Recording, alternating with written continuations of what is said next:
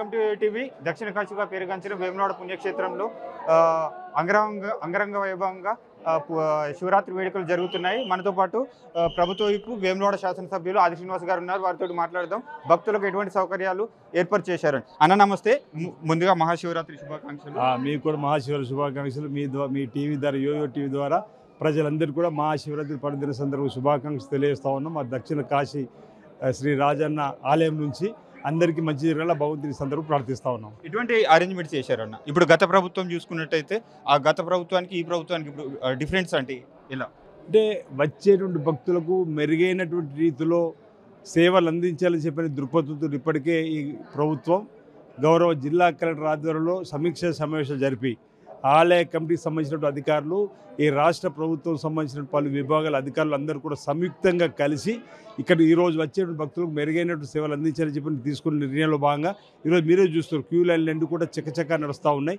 ఇక్కడ దేవాలయం సన్నిధిలోకి వచ్చేటువంటి వారిని అడిగితే మేము 3 గంటలు అవుతుంది ఇక్కడ దాకా వచ్చాయని చెప్పండి. అంటే 3 నుంచి 3.5 గంటల లోపలనే, ఒక లైన్ అయితే 2 గంటల లోపలనే చేరుకోగలమని చెప్తున్నారు. అంటే 2 నుంచి 3 గంటలు 3 గంటల లోపలనే స్వామివారి శీఘ్రతరమైన దర్శనం జరుగుతుందని చెప్పని ఇవన్నీ కూడా గత ముందు చూపుతో సమీక్ష సమావేశం జరపడంలో సాధ్యమైందని భావన సందర్భంగా వ్యక్తం చేస్తా ఉన్నాం. వచ్చేటువంటి వారికి వసతి సౌకర్యాలు, వచ్చేటువంటి వారికి త్రాగుడు ఇబ్బంది తలెత్తకుండా ఉదయం నుంచి మధ్యాహ్నం సాయంత్రం అల్పాహారాన్ని ఏర్పాటు చేయడం, దేవస్థానం వైపున పార్కింగ్ ప్లేస్లో వచ్చేటువంటి వాళ్లకు ఎలాంటి ఇబ్బంది తలెత్తదని చెప్పి ప్రభుత్వం నిర్ణయం తీసుకుంది. నిన్నటి రోజు రాష్ట్ర ప్రభుత్వం ద్వారా కూడా స్వామివారికి పట్టు వస్త్రాలు సమర్పించి ఈ రాష్ట్రానికి మరింత శక్తిని తల్లి ప్రభుత్వానికి రాబో రోజులు ఈ ప్రజలను అభివృద్ధి పథకం తీసుకోవడం కోసం మీ సహకారం ఇవ్వాలని చెప్పని స్వామిని వేడుకోవడం జరిగింది. వేములవాడ పట్టణానికి ప్రధాన సమస్యలు ఉన్నాయి.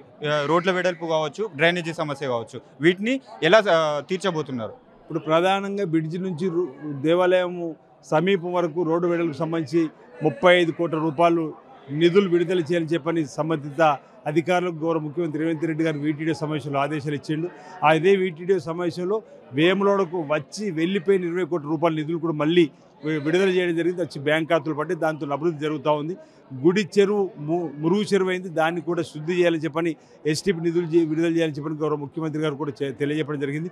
రాబో రోజుల్లో మరిన్ని మెరుగైన నిధులు తీసుకొని వచ్చి దేవాలయాన్ని అన్ని రంగాల్లో కూడా అభివృద్ధి పత్రాలు తీసుకుపోతామని చెప్పి సంగతి తెలుస్తాం. సీఎం గారు ఈ వారంలో వచ్చే అవకాశాలు ఉన్నాయా? ఎందుకంటే ఇప్పుడు ఇక్కడ టెంపుల్ డెవలప్మెంట్ మరియు ఇంకొకటి ఏంటంటే కాంగ్రెస్ మొదటి లిస్టు ఈ రోజు లేదంటే రేపు విడుదలయ్యే అవకాశాలు ఉన్నాయి అంటారు. వచ్చే అవకాశాలు ఉన్నాయా?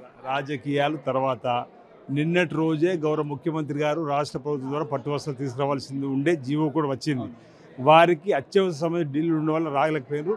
కాబట్టి బీసీ సంక్షేమ శాఖ మంత్రులు ఆధ్వర్యంలో రాష్ట్ర ప్రభుత్వం ద్వారా పట్టు వస్త్రాలు సమర్పించడం, వీళ్ళని తొందరలోనే వారు స్వామివారి దర్శనానికి వస్తువులు ఈ దేవాలయంతో పాటు పట్టణాన్ని నియోజకవర్గ అన్ని రంగాల అభివృద్ధి పత్రాలు తీసుకోవడం, నిధులు మంజూరు చేసిన ఆశాభావం వ్యక్తం చేస్తా ఉన్నాం. Okay, thank you very much అన్న.